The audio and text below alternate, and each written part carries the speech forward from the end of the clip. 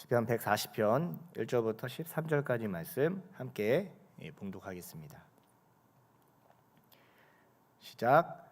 여호와여, 악인에게서 나를 건지시며 포악한 자에게서 나를 보존하소서. 그들이 마음속으로 악을 꾀하고 쌓기 위하여 매일 모이오며 뱀같이 그 혀를 날카롭게 하니 그 입술 아래에는 독사의 독이 있나이다. 셀라. 여호와여, 나를 지키사 악인의 손에 빠지지 않게 하시며 나를 보존하사 포악한 자에게서 벗어나게 하소서. 그들은 나의 걸음을 밀치려 하나이다. 교만한 자가 나를 해하려고 올무와 줄을 놓으며 길 곁에 그물을 치며 함정을 두었나이다. 셀라. 내가 여호와께 말하기를 주는 나의 하나님이시니 여호와여, 나의 간구하는 소리에 귀를 기울이소서 하였나이다. 내 구원의 능력이신 주 여호와여, 전쟁의 날에 주께서 내 머리를 가려 주셨나이다. 여호와여, 악인의 소원을 허락하지 마시며 그의 악한 꾀를 이루지 못하게 하소서. 그들이 스스로 높일까 하나이다. 셀라. 나를 애워싸는 자들이 그들의 머리를 들 때 그들의 입술의 재난이 그들을 덮게 하소서. 뜨거운 숯불이 그들 위에 떨어지게 하시며 불 가운데와 깊은 웅덩이에 그들로 하여금 빠져 다시 일어나지 못하게 하소서. 악담하는 자는 세상에서 굳게 서지 못하며 포악한 자는 재앙이 따라서 패망하게 하리이다. 내가 알거니와 여호와는 고난당하는 자를 변호해 주시며 궁핍한 자에게 정의를 베푸시리이다. 진실로 의인들이 주의 이름에 감사하며 정직한 자들이 주의 앞에서 살리이다. 아멘. 사람이 망가지는 이유가 여러 가지 있습니다. 미치는 이유가 여러 가지가 있습니다. 근데 그 중에 그 원인 중에 하나가 자신에게 주어진 이 억울함을 해소할 수 없어서 그런 경우가 많습니다. 우리나라에는 한이라는 말이 있습니다. 한이 많다, 한이 맺혔다 이런 말 많이 들어보셨죠? 한이를 정의하면요, 풀리지 않는 억울함, 또 슬픔, 분노, 후회, 오랫동안 응어리 이런 맺혀 있는 상태를 가리켜서 한이다라고 정의할 수 있어요. 그만큼 우리나라 이 사회 구조 속에서 특히 예전에는 여성들에게 요구되는 책임의 양이 너무 많았기 때문에 이 한이 서리게 되는 경우도 있고, 또 이해 못할 상황에도 우리가 이제 믿는 사람으로 신앙인으로 무조건 감사하라, 어떤 상황에서든 감사하라 이렇게 항상 우리가 외우고 있는 말씀 있잖아요. 항상 기뻐하라, 쉬지 말고 기도하라, 범사에 감사하라, 이것이 너희를 향한 하나님의 뜻이니라 이러면서 계속 이 감사를 어떤 상황에서도 막 강요받게 되면서 상처가 남아 있는데 풀지는 못하고 덮어준 채로 살아가는 경우에 어느 순간 이게 한처럼 응어리처럼 생기게 될 때가 있습니다. 그래서 교회를 다니고 기독교인이라고 얘기하지만 자살을 하는 경우들이 의외로 많습니다. 어떻게 해야 이 감정의 이 고통 속에서 우리는 해방되어서 삶을 살아갈 수 있을까요? 그냥 신앙인이라면 참고 그냥 견뎌야만 하는 것일까요? 오늘 읽은 이 시는요, 다윗의 시로 소개가 됩니다. 이 다윗의 삶을 우리가 그냥 멀리서 보면 참 멋지고 아름다운 삶인 것처럼 보이지만 가까이서 보면 그의 삶은 너무나도 비극적이고 또 억울해 보이고 고통스러운 시간들이 가득했습니다. 사울 왕에게 쫓기고 또 자신의 아들이었던 압살롬에게 모반을 당하면서 그는 왕이 되었지만 그 왕의 자리까지, 그리고 그 자리를 탐하는 이 자들 속에서 늘 둘러싸여 있었습니다. 그래서 전임 왕이었던 이 사울 왕은 이 왕의 자리가 보통 자리가 아니기 때문에 누군가를 계속 의심하게 되고 또 탓하게 되고, 결국 악신이 그에게 미치기까지 그의 인생이 변화됩니다. 우리는 권력자의 삶을 가끔 동경할 때가 있지만 그 자리에서 사실 맹전신으로 버틴다는 것은 결코 쉽지 않습니다. 그런데 대부분 영혼을 힘겹게 만드는 것은 총이나 칼이 아니라 말입니다. 사람을 죽이는 것도 교회를 무너지게 하는 것도 대부분 말로 시작합니다. 잘못된 오해나 생각도 다 말로부터 시작을 합니다. 공동체에 있다 보면 정말 많은 말을 듣게 됩니다.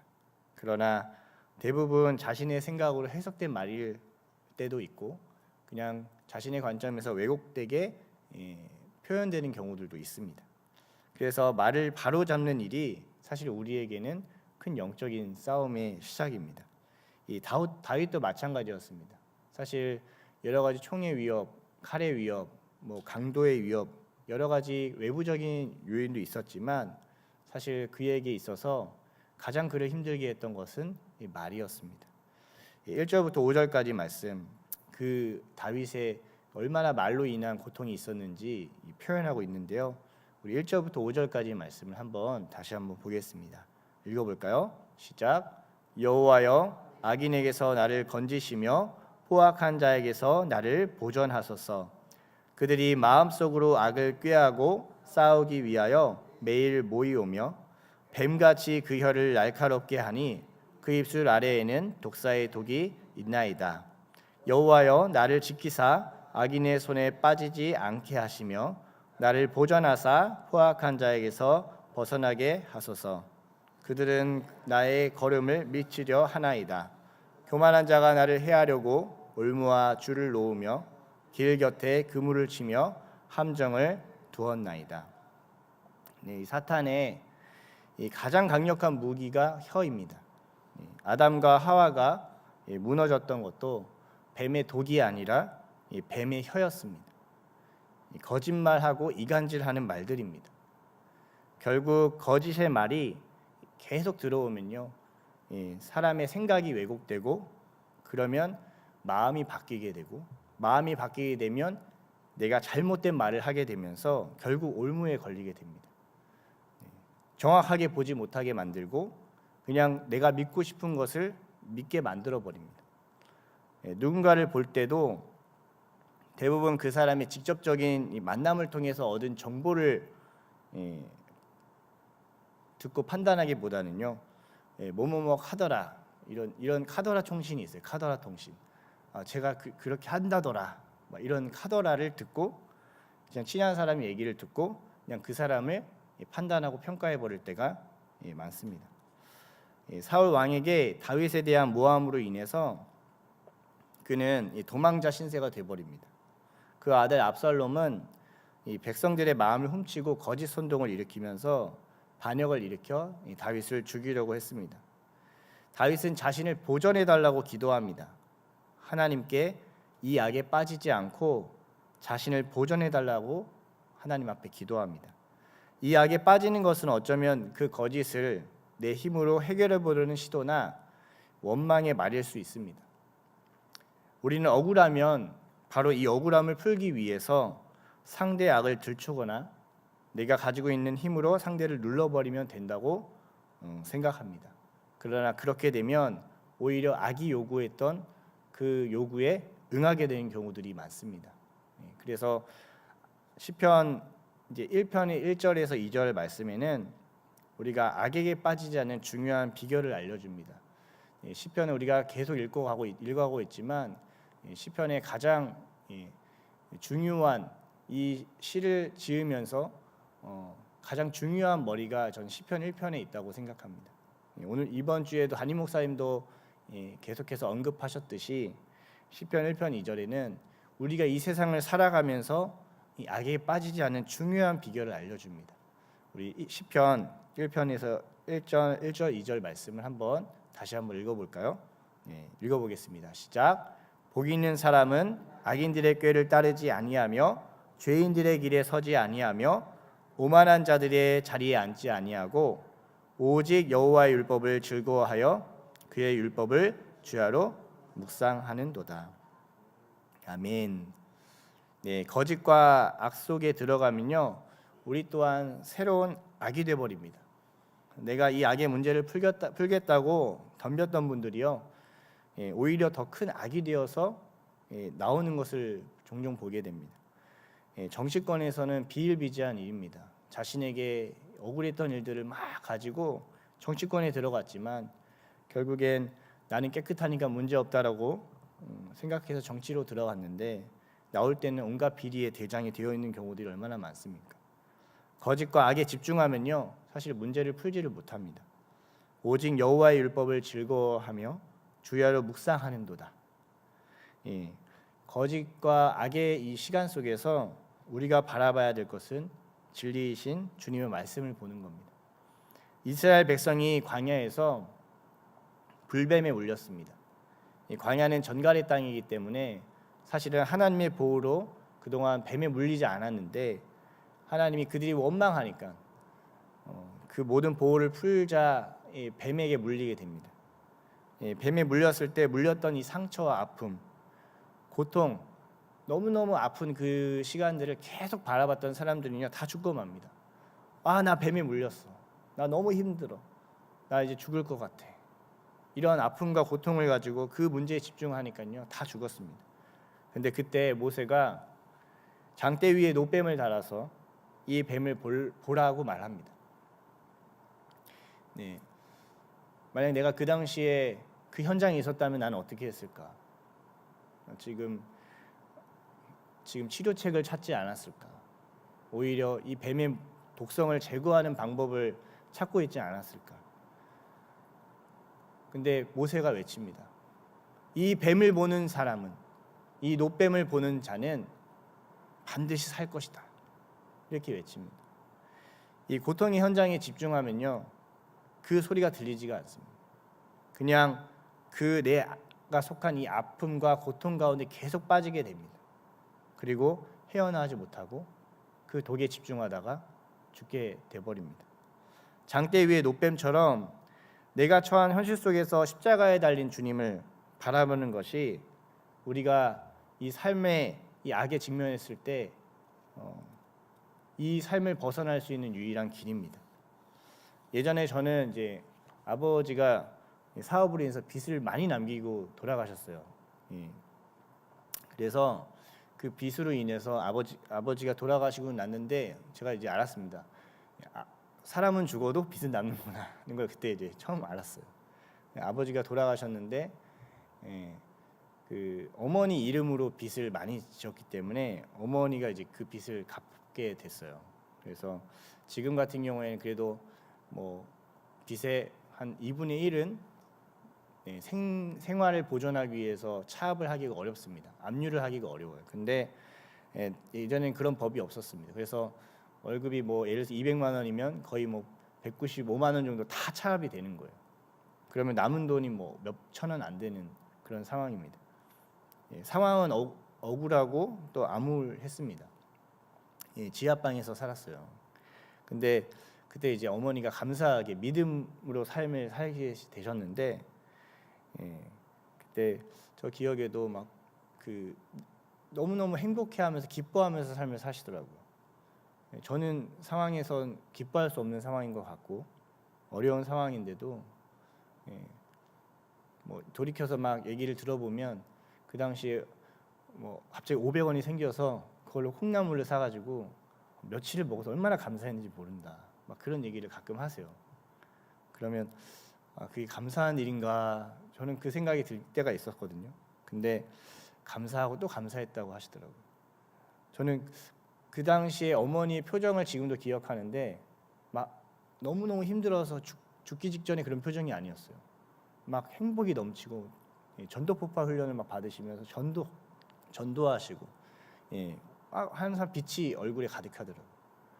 아마 그 상황 속에서 아버지를 원망하고 남편을 원망하고 아마 주변을 탓하고 내 상처에 이 집중에 계속 고통 가운데 있었다면요, 넘어갈 수 없었던 일입니다. 뭐 빚쟁이들이 계속 전화 와요. 뭐 장을 팔라 간을 팔라 이런 것들이 있음에도 불구하고요, 이 문제를 어떻게 해결할 수 없는 상황까지 되었음에도 불구하고 그 상황에 집중하니까 오히려 마음이 고통 가운데 절망 가운데 있게 되는데 그 당시 하나님의 말씀에 집중하니까 어머니의 삶이 빛났던 것을 저는 같은 함께 살았던 사람으로서 증언합니다. 지금도 나에 대한 불편하고 어려운 피드백의 말을 듣고 그 속에 잠겨서 나는 아닌가 보다, 나는 할 수 없다라고 외친다면요, 어쩌면 우리는 거짓에 억눌리고 지치게 될지도 모릅니다.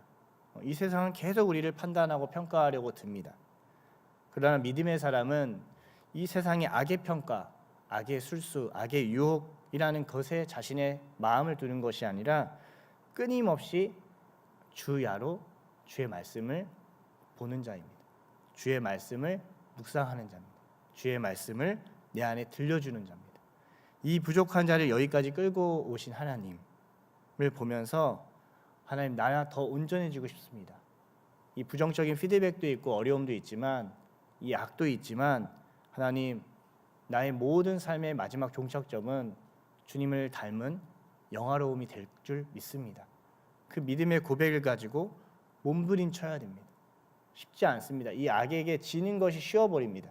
악을 그냥 인정해버리고 내 삶을 억울하게 만들고 우울하게 만들어서 다른 사람 탓하는 경우로 많은 사람들이 이 우울감에 빠지게 됩니다. 그러나 그것으로 인해 악에게 빠지게 된다면 결코 우리에게는 하나님이 주신 놀라운 그 풍성한 은혜가 우리 가운데 적용이 되지 못합니다. 그때 우리는 우리의 삶에서 가장 중요한 하나님을 붙들어야 됩니다. 다윗은 그 쫓기는 상황 속에서도, 그 어려운 상황 속에서도 주야로 주님 앞에 자신의 삶을 묵상합니다. 자신의 삶이 온전해서 행복해서 상황이 좋아서 하나님을 바라본 것이 아니라 이 거짓과 악의 상황을 돌파할 수 있는 유일한 방법은, 유일한 길은 내 귀에 하나님의 말씀을 듣게 하는 것입니다. 그러나 이 세상에는 여러분 악인들이 있습니다. 악인은 겉모습이 아니라 결국 자신의 소욕대로 삶을 살아가는 자들입니다. 자신에게 편하고 좋으면 잘해주지만 그렇지 않으면 버려버리게 됩니다. 자신이 기준이기에 자신을 바꾸려고 하지 않고 상대를 탓하기에 급급합니다. 악인은 자신의 기준을 끝까지 붙들어서 자신을 보존하려고 합니다. 이런 악인들을 향해서 그리스도는 어떻게 해야 되는가? 여러분, 풀 대상이 있습니다. 이 악인들을 향해서 어떻게 풀어야 되는가? 6절부터 11절 말씀인데요. 우리 한번 읽어볼까요? 6절부터 11절 말씀 함께 읽어보겠습니다. 시작. 내가 여호와께 말하기를 주는 나의 하나님이시니 여호와여 나의 간구하는 소리에 귀를 기울이소서 하였나이다. 내 구원의 능력이신 주 여호와여 전쟁의 날에 주께서 내 머리를 가려 주셨나이다. 여호와여 악인의 소원을 허락하지 마시며 그의 악한 꾀를 이루지 못하게 하소서. 그들이 스스로 높일까 하나이다. 나를 애워싸는 자들이 그들의 머리를 들 때에 그들의 입술의 재난이 그들을 덮게 하소서. 뜨거운 숯불이 그들 위에 떨어지게 하시며 불 가운데와 깊은 웅덩이에 그들로 하여금 빠져 다시 일어나지 못하게 하소서. 악담하는 자는 세상에서 굳게 서지 못하며 포악한 자는 재앙이 따라서 패망하게 하리이다. 이 다윗은 이 악을 저주합니다. 그로 인한 이 모든 감정과 응어리를요, 주님 앞에 풀어냅니다. 이 시를 탄식시라고 이제 분류가 돼요. 하나님 앞에 자신의 그 모든 이 어려움과 이 고통을, 감정을 풀어냅니다. 그들이 원하는 소원을 이루지 마시고, 그들이 그렇게 자신의 소원이 이루어지면 결국 자신의 기준대로 삶을 사는 것을 더 공고하게 할 것입니다. 예수님이 공생에 활동하던 시절에 많은 사람들은 헤롯 대왕이 지어준 성전을 놀라워하고 이루고 싶어 했습니다. 그러나 예수님이 말씀하셨습니다. 저 성전은 무너질 것이다. 반드시 무너질 것이다. 악은 반드시 패망할 것이다. 악은 반드시 돌 하나의 돌도 남기지 않고 무너질 것이다. 겉으로는 그들이 잘돼 보이는 것 같아 보여도 하나님으로 인한 것이 아닌 자신의 기준이라면 반드시 무너지게 될 것이다 라고 얘기합니다. 여기 10절에 보면 숯불이 그들에게 떨어지게 하시고 다시는 일어나지 못하게 하소서. 악이 완전히 패망할 것을 선포합니다. 기도 속에는요, 여러분, 이건 1급 비밀이지만 너무 또 모태신앙인 분들이 그래요. 막 기도조차도 욕을 못 하실 때가 있어요. 근데 기도할 때는요, 여러분 내밀한 공간에서는요, 사람한테 하시면 안 되지만 하나님 앞에 섰을 때는요, 욕도 할 수 있습니다. 할렐루야. 저도 욕은 잘 못하지만 XX 뭐 이런 욕들이 막 나올 수 있어요. 하나님 앞에 쏟아내셔야 돼요. 심한 욕을 퍼부을 수 있습니다. 이 시편의 여러 개를 보면요, 너무나도 다윗이 얼마나 그 고통스러운 감정을 하나님 앞에 쏟아 부었는지를 우리가 너무나도 잘 알 수 있습니다. 악인으로 인해 쌓였던 이 모든 응어리와 이 고통을요, 이 하나님 앞에 내어놓습니다. 이것이 우리가 한을 갖지 않게 하는 귀한 방법입니다. 할렐루야. 주님께 쏟아내고 주님을 따르게 되는 것입니다. 무작정 참는 것이 아닙니다. 여러분 어쩌보면 그 영혼을 막 저주까지 하는 거예요. 주님 앞에서 나는 좋은 사람이지 하면서 어떻게 그 사람을 하지 막 하면서 그냥 하는 게 아니라요, 기도할 때 막 하나님께 다 쏟아내는 거예요. 하나님이 우리를 만지십니다.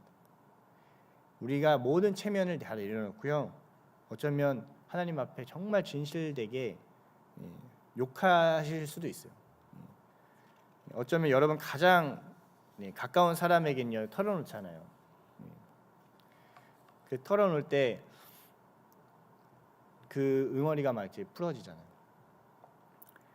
그래서 아내가 남편에게 자신의 쌓인 응어리를나 욕을 풀려고 하면요, 남편은요, 제가 이제 10년 결혼 생활 끝에 항상 깨닫는 거지만 같이 욕을 해주셔야 됩니다. 제가 저 권사님 뭐 좀 문제 있는 것 같아. 그러면 어떻게 사모로서 그렇게 얘기할 수 있어?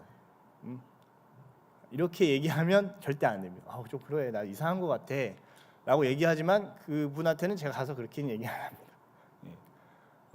같이 욕을 해주는 거예요. 같이 어려운 부분들이 있으면 힘이 되어주는 거예요. 좀 이상한 것 같아요. 그래요, 너무 이상한 것 같아. 진짜 왜 그런지 모르겠어. 왜 그런데? 라고 얘기를 해줘야 그 응어리가 풀립니다. 절대 우리가 그리스도이니까 그런 말 하면 안 되지. 막 자녀에게도 그렇게 욕하는 건 나쁜 거야. 막 이렇게 얘기하면요, 제가 그런 거 많이 했거든요. 그러다가 엄청 소위 말하는 전문 용어로 꾸사리를 많이 맞았습니다. 가르침이 먼저가 아니라 함께 해주는 것이 먼저입니다. 예수님이 그러셨어요. 세상 끝날까지 내가 너희와 항상 함께 있으리라.